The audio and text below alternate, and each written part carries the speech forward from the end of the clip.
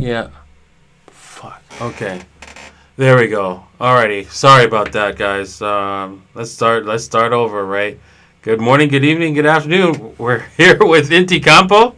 Hello, people. How are you? And, man, that was a little bit of technical difficulties, but we got that resolved. Yeah, are you going to tell them what happened?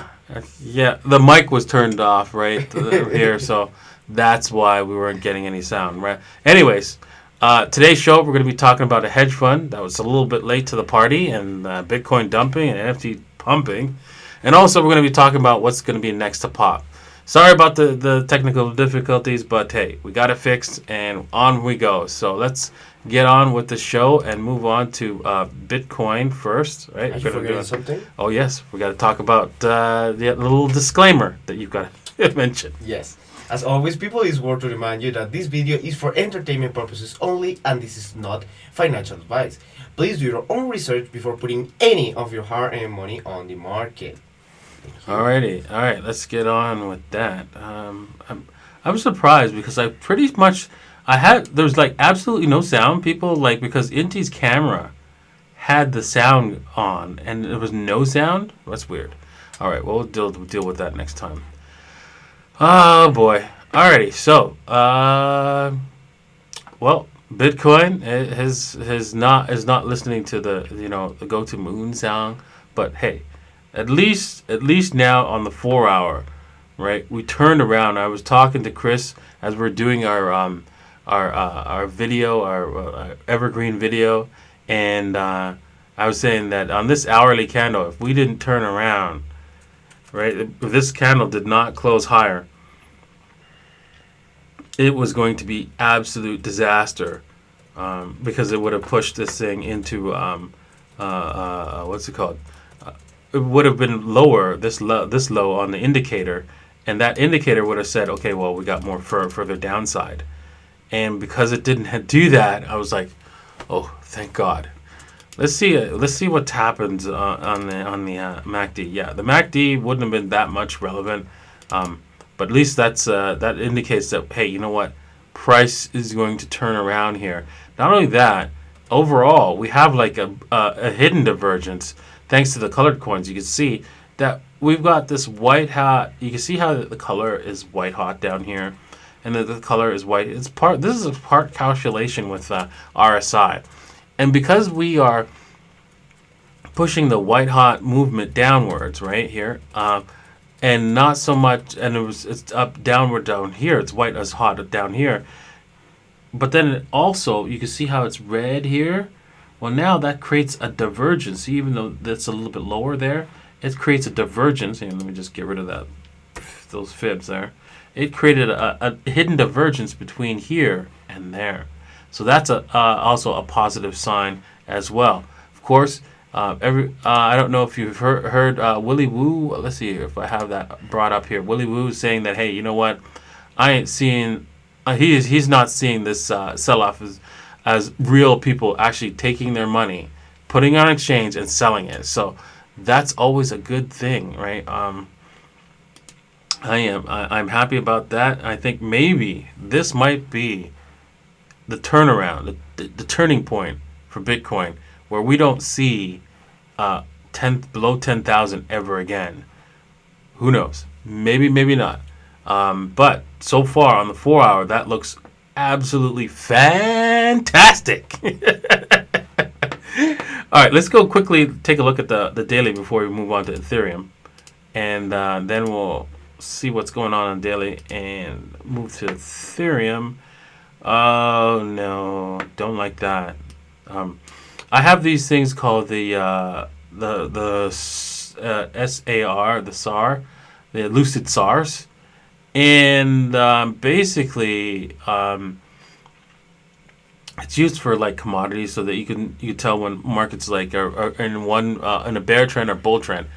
And what the market tends to do a lot with the SARs, as I've been studying this, because it's just recently I started looking into the lucid SAR, and after I took a trip to the Tonvay's Financial Summit, he was the one who introduced me to the lucid SAR.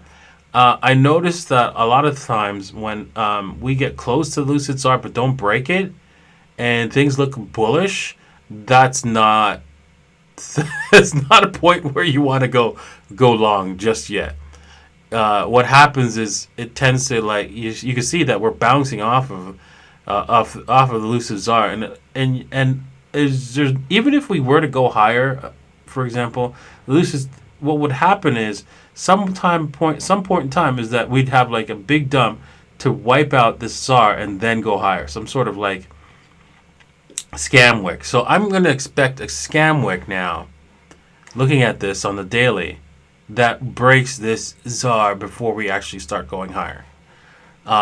That's because this is basically saying, hey, it's bullish, right? Because when the czars are actually on the bottom, it's bullish. When they're at the top, it's bearish. So yeah, you can see how it's bearish, and then it breaks, and then it comes back down, and then it turns it, obviously breaks it and says, hey, now we're turning bullish. But then, because markets are basically oscillating, right? It tends to actually break this and then go higher. So let's just see how that turns out. Okay, quickly, let's head back. Let's head over to, wow, darn, Ethereum. I was looking at this morning, and remember how I said, okay, well, this Davo, right? And it was looking like really good, this Davo. And all of a sudden, it's just turned on. It's a dime, really. Let's see here. Why did it turn so quickly? Did we have a divergence? That's really interesting how it turned so quickly on. Yeah, a little bit of a divergence here, but not for it to turn on a dime like it did here. That's amazing how it did that. And let me just shrink that down. And so yeah, I mean, I'm surprised that we didn't have like one last test down here and then go higher. That's very shocking. As you can see, we broke the czar, and so I really think that this thing is going to go a lot higher before we actually retest this other lucid czar. But who knows? You might get a Darth Maul candle and wipe out both the longs and the shorts before this thing goes a lot higher. That's very interesting for Ethereum. Usually Ethereum goes into the Christmas time in a bearish stance. But I know we got a few more months to go. Like, we got at least 3 more months to go before we can really say what Ethereum wants to do. It could actually go a lot higher before it goes into a bear mode into the Christmas time frame. All right, let's just wait and see. This thing looks like it wants to turn around. Before we go on to the news articles for the day, let's see where we are with the trend line. We've broken a long-term trend line. And that has indicated that Ethereum is in a bullish stance. But it's broken it before, and it stayed, and it came back to it. And so it's not the end of the world. So it might do that again. And it looks like it wants to come back and test the top of the trend line. So I wouldn't count this as a bullish stance just yet. I think maybe we could end up turning this Davo might work out after all, because it's retesting the top of that trend line, and should it fail, it will probably come back down here. All right, but the problem is, right, and if it continues too far, looking at the daily, if we break this line here, yeah, it's adios muchachos.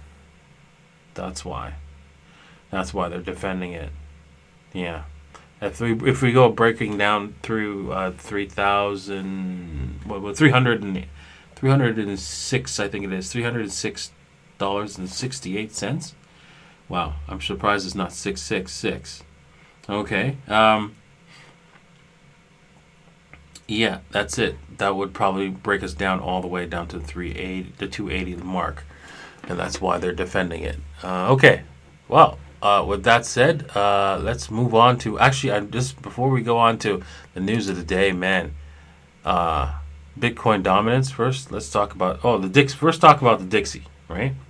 The Dixie, right, is which is the U.S. dollar index, and it's basically a measurement of a basket of currencies. So when you look at this Dixie, don't think of it as, oh yeah, the dollar is getting stronger. That means I'm getting more value for my dollar. No. You're getting your more value for your dollar against other currencies. So sometimes this translates into other markets such as gold, Bitcoin, and the stock market as well. But it kind of tricks you a little bit. We could see that the Dixie wants to come up to the 61.8, so you could expect more strength in the dollar before we actually roll over. So somewhere around here before it actually decides to roll over, if it even decides to not just go, okay, I'm breaking through, and it goes even higher because there's a lot more room for this thing to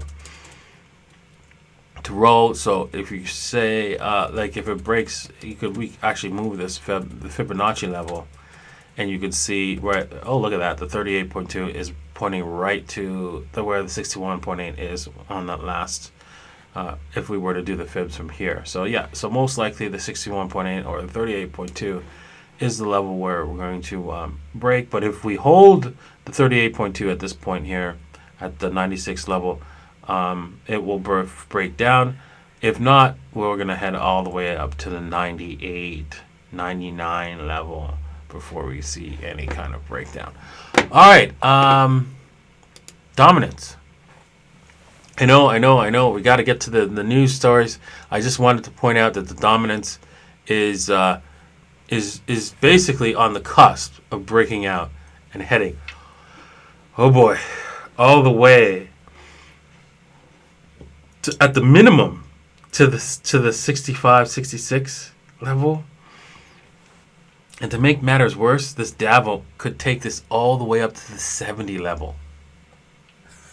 Destroying, absolutely just wiping out the altcoins priced in Bitcoin. Oh my god. Let's just see how this thing plays out. Okay. For the first news story for today, we have a hedge fund, right? That's like late to the party. Like, where have you been? They're looking for $50 million so that they can get into. Basically, this I don't know how they titled this thing. First mover, Bitcoin's hit exchanges. What? It's already at exchanges. As Bloomberg touts crypto and DeFi hedge funds seeks $50 million. Okay, so this sentence is like maybe they're talking about what's it called? Exchanges, the standard exchanges that they use, basically, like the pinstripe bandits use, maybe. That's what exchanges they're talking about, but I don't know. But the key thing is here, this hedge fund is looking to join in on the frivolity of DeFis and farming coins such as yam, sushi, and your hot dog, and your bakery, and all your nonsense.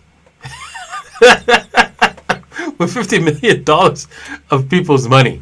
Oh boy. Well, you know what? Honestly, if they do it right, they'll get at least. I mean, the problem is they're going to drop the price, the value of those yields, right, heavily when they do come in, and they will make anywhere from 7 to 10% in the end if they're careful and they do it right. So, which will make a lot of the investors dance in the streets. A lot of these investors. You know, if they get 10% in a year, they're happy. All right, so also we're going to talk about NFTs. Like, remember, I could have swore I did an episode where I told everybody that NFTs were going to be the next big thing, and I didn't think I was going to be so right this fast. Wow! So somebody purchased this artwork here for $101,000. That's what they paid for this. Really? Really? Yes, really. I know kids that could go into Minecraft and do that. Yeah. Okay. Well, let's not laugh because you know what? Maybe one day this artwork was going to be worth $2 million, right? Because honestly, these NFTs and this artwork, depending on how it is used and perceived in the future, because remember, right? People buy handbags, Gucci bags, right, for $10,000 or stuff like that. So, yeah, this and it only costs like $50 to make. So, and it's all about a status symbol and showing off that hey, I got the money to buy this stuff. And if this is displayed somewhere where digitally online, something where people could go and visit and show off their artwork, what they've collected, and is done properly, these NFTs will take off even more. And you know, there's also coins that you could have purchased that have taken off. This didn't do so. This went up and came back down, right? But you know what? I don't know what this coin does and exactly, but it looks like it aggregates a bunch of NFTs. And so, if you're not familiar with NFTs, which coin, which particular artwork to find and buy, I think that you'll find some sort of cryptocurrency that you know maybe purchases a whole bunch of them and helps you navigate that that scene and actually profit from that by purchasing a single token. This is one of them. I couldn't find any more, but I know that there was quite a few of them that took off because of the NFT craze that's now going on. Let's see here. The next big thing that I think that's going to happen, right? Because after the NFTs have died down, they're not ready yet to pop. I'm surprised they're popped just yet. But the next big thing that I think that's going to happen is the infrastructure coins, basically. Things that have real value, that build out the cryptocurrency universe. And you can't just buy any one of these, right? You're going to have to get the latest and greatest ones that are coming out because those ones will pop heavily, more than maybe Unibright, even though they're a solid product. But you have a lot to choose from here. And these are more of something that you could invest in a specific company than actually a token. It's not exactly a cryptocurrency, but you're getting a token that represents a company and its success. So these are the next big assets that I think will be the ones that you want to research and find which ones are going to be the best ideas, and one of them I think is the Parsec, which I have a small bag of. I don't have a whole lot. But I really think that the idea that behind a cryptocurrency,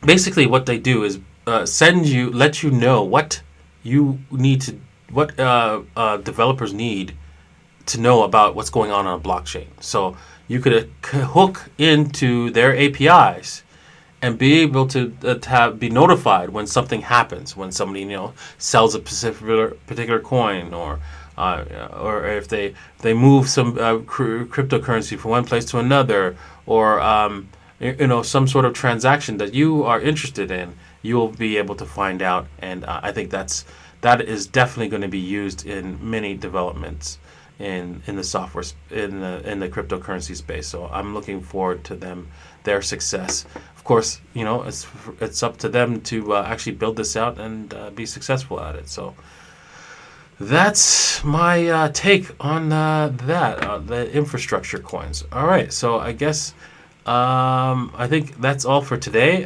If you haven't subscribed to Pandora's wallet, please do so. You will be able to get 50% off, and on top of that, if you do so before the end of the month, you will be receiving 10% back in Davinci J15 tokens, which will allow you to gain access to my live streams and the question and answers periods, of course.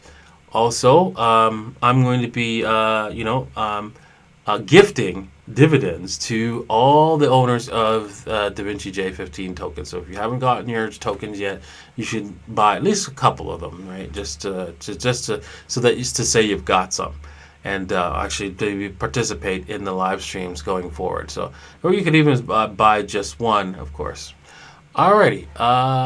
Thank you all for if you're watching on the on my backup channel, and my a link to my backup channel will be provided below. Thank you for watching, and if you missed it, if you missed this show on the backup channel, and you wanted to see the live show, you could do so on my actual channel, which is also just in the description. And don't forget to like and subscribe. And hey, you know what? For tomorrow, I want to see comments on what altcoin do you want me to talk about or do TA. So I want you guys to like up the ones that you want me to do a TA on for tomorrow, and that's what we're going to do. So you got until about 4 o'clock local time to do so that I can figure out which coin I'm going to do TA on based on your comments.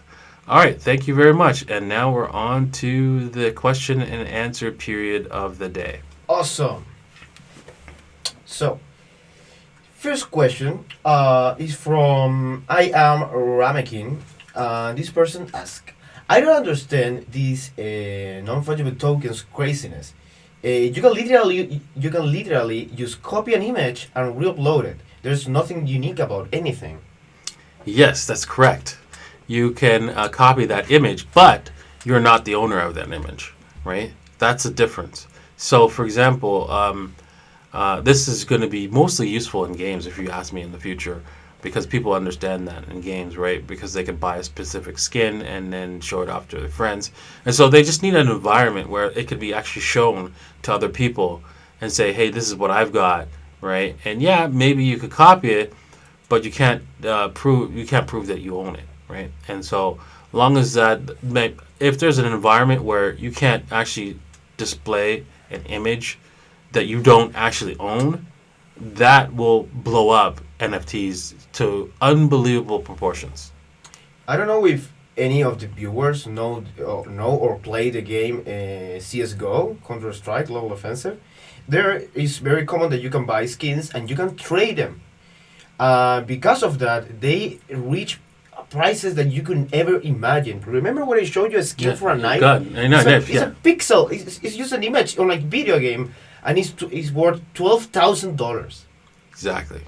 $12,000 for a skin in a video game. It's coming. This NFT thing, it's going to be bigger than you can imagine, and it won't make any sense to most of us, but for kids and Generation X, it does make sense, and maybe eventually we'll understand it. But right now, it seems illogical, but people are interested in this kind of these kind of assets. So you have to let it go and just try to if you want to invest in that space, do so by basically.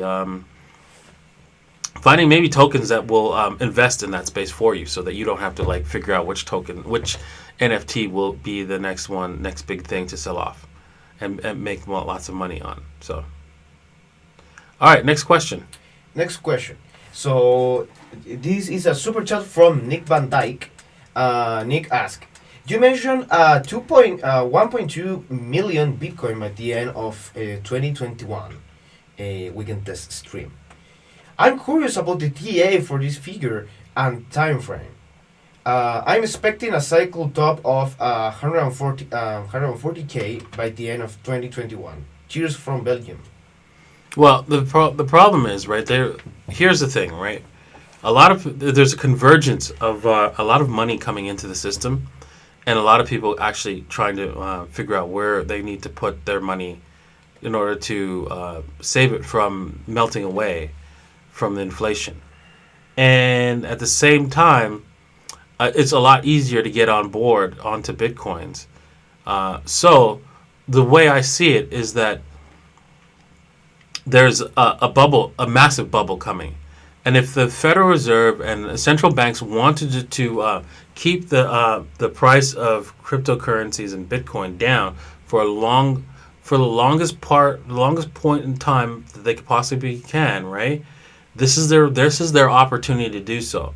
They have to push the price of Bitcoins up to unimaginable heights so that it has to come back down and stay down for a longer time. And that's why I see this happening with this next bubble. So because prices don't only get manipulated down, they get manipulated up. And I see them manipulating the price of Bitcoin all the way up. And I've noticed that we are lagging a lot here. Are we? Yeah. Let's see how it is if I make you disappear, Inti. Yeah. I agree about lag. Now it goes away. That's weird. How's the lag on the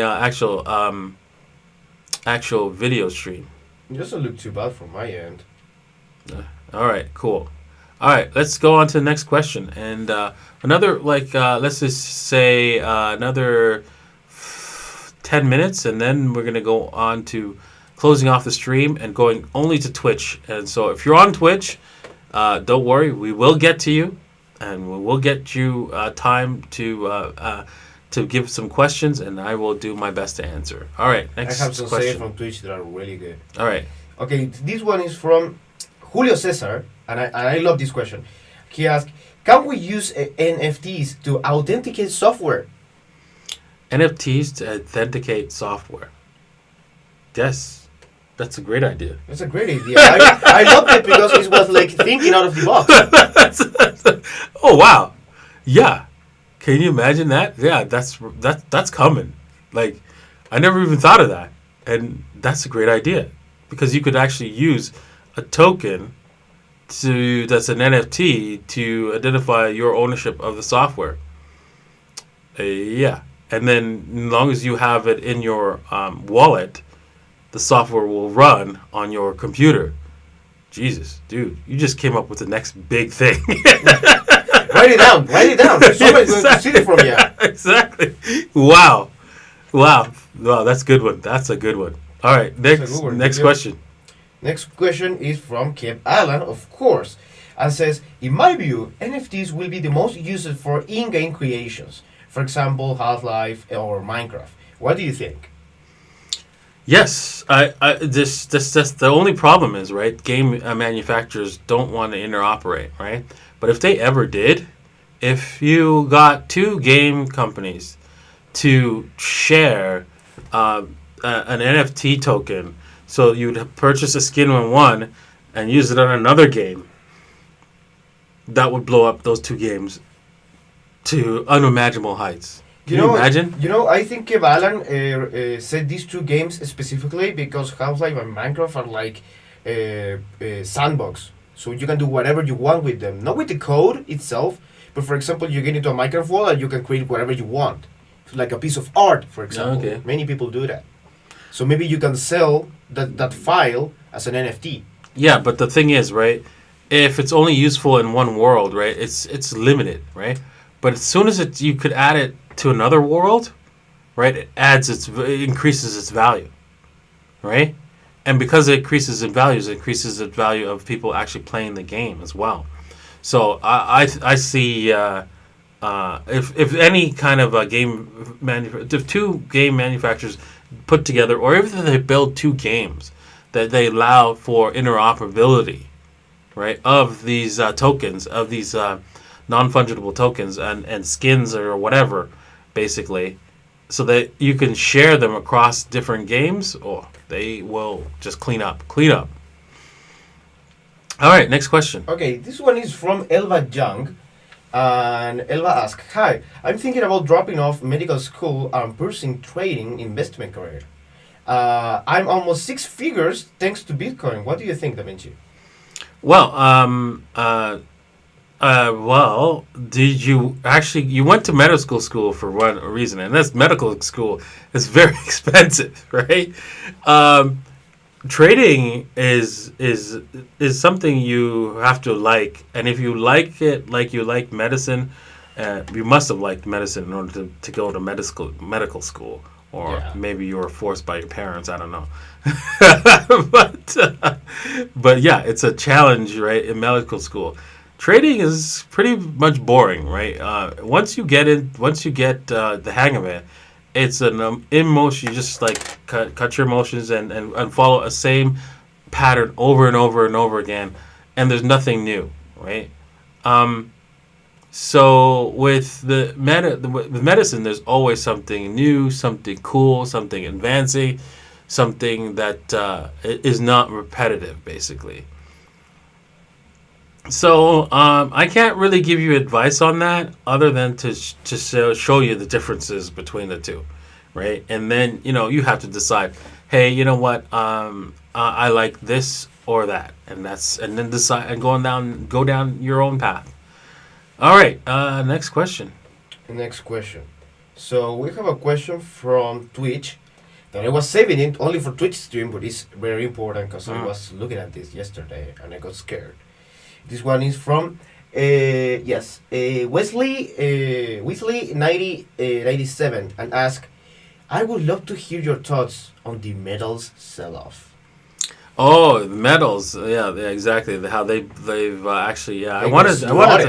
I wanted to mention it in today's stream, but I was like, oh man, I got too many things to talk about, and yeah, basically gold, silver. Let me just see if I can bring up first some of the indexes, and then I'll switch screens here. But yeah, I heard that silver got slaughtered, and yeah, oh my god. Let me just switch screens. Yeah, I'm looking for that candlestick underneath my table here. Wow. You know the thing is wrong when the candlestick touches the volume. Wow. Oh man, just absolute Oh yeah, I know, just pain. Yeah, I think these Major guys pain. watch your videos and says, "Oh, you think there's hyperinflation coming? Boom!" Yeah, exactly. Exactly. Well, these things are just completely manipulated to the downside. Did you know that if you were to go long more than 5% of the total supply of silver, you would go to jail? Do not pass go directly to jail. But if you go 100% of the supply short on silver, hey, you want 200%? Go right ahead. That's all right. That's not a problem. Right, so yeah, and that's done obviously to defend the value of the dollar. And so yeah, this is expected, and there's going to be a separation eventually. I'm sure they're going to push this thing down. And I've always talked about how this thing could actually go to zero, and people didn't believe me back in the days. And yet oil went to negative. Yeah. I just forgot that happened. Yes, exactly. And yeah, so this effectively, this price is not a real price of silver, because what it is a price of somebody promising silver that they cannot freaking deliver. That's what it is, right? And so can you imagine if everybody's calling for delivery and there's no silver? What's the price of a promise that you to pay silver that cannot be delivered? What's the value of that product? Zero. Right? Yeah. If you promise to give me silver and you can't deliver it, that contract where you promised me to give me silver, what is that? What is that? What's that worth of that contract if you can't give me the silver? Well, it should be worthless. Exactly. And I say should because they are going to sell it in cash. Exactly. Yes, that's the thing, right? That's the problem, right? The only thing that could stop that from happening, right, is that the fact that they could sell you. The Federal Reserve can buy it. The banks can buy it because they can just print up some cash and buy your contract, your promise to pay you nothing from you, right? So that's the only thing that could stop it from going to zero. But so yeah, that's what I think about the crash of silver, right? Because it's all manipulation all the time, downside. But they can only do it so far, and then eventually it will end. and it will end spectacularly in a major, some sort of major way where it doesn't make any sense, where we see prices maybe even as low as a couple of dollars for silver or even lower. All right, next question. Indeed, let's see here. What time is it? Let's just see, make sure that we don't leave the... let's do one more question, and then we're going to head off to the Twitch land and do the Twitch. That doesn't sound too good. Okay, so let's get twitching. This one is from Beast543 and says, Davinci, you recommend the Vault Pro as a service to exchange Bitcoin into gold. It's located in Switzerland. Is it a reputable company? Vaulturo. Is it Vaulturo? Or? No, he said Vault Pro. I never mentioned Vault Pro. At least I didn't. I don't remember it. And if I did, please remind me. But I think I remember that somebody mentioning it at a conference, and I said that I think I debated that guy on in the World Economic Forum, where I said that, hey, I'm looking into those kind of things, but I'm not sure which Vault Pro. I've never heard of it. And let me look into it and get back to you on that one. So, anyways, with that said, I want to head over to the people who are on Twitch.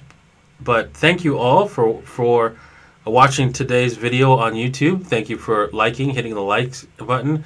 Only 435 of you are watching this stream. I guess not many people are interested in NFTs. All right, that's all right. Because nobody knows what the heck NFTs are, right? So it's like, what the heck is that? It's early in the game. But next year, probably sometime, and when Bitcoin is popping off, we're going to see NFTs go crazy. Super crazy. All right, so thank you for watching, YouTubians, and we'll see you on Twitch. Cheers. Bye. Okay, and I end the stream on YouTube.